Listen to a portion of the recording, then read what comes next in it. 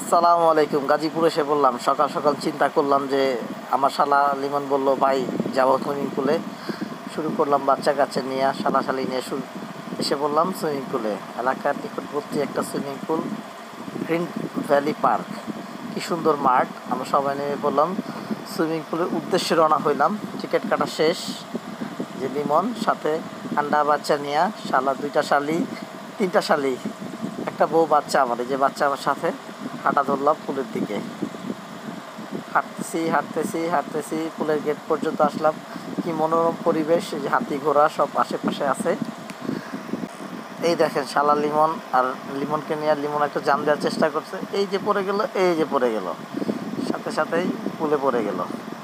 পুলে আনন্দ সহিত আবার হাঁটা শুরু করলাম। হাঁটতে হাঁটতে আমার বাচ্চার বোর খোঁজখবর নেওয়ার জন্য আমি এসে বললাম মেয়েদের পুলে এসে ঢুকতে দেখলাম এই যে মেয়েদের পুলের গেট দিয়ে ঢুকলাম। দেখলাম সব মহিলারা গোসল করতে, বেশিক্ষণ ওই জায়গায় থাকা যাবে না, তাই চলে আসলাম আবার আমার নিজের জায়গায়। এই যে আমার বাচ্চা রাইফাকে নিয়ে আমি গোসল করছি। রাইফা খুব আনন্দ করতেছে। তার পুলে এই জীবনে ফার্স্ট টাইম সে পুলে আসলো বাবার সাথে। সে পানি থেকে নামতেই চাইতেছে না, তার মা ডাকে সে শুনে না, সে বাবার সাথেই থাকবে। এখন নাকি ছোটাছুটি করতেছে বাচ্চা, খুবই আনন্দ। সেই ছোটাছুটি, প্রচণ্ড গরমের ভিতরে আমার বাচ্চা পানিতে নামার পরে খুব আনন্দ পাচ্ছে।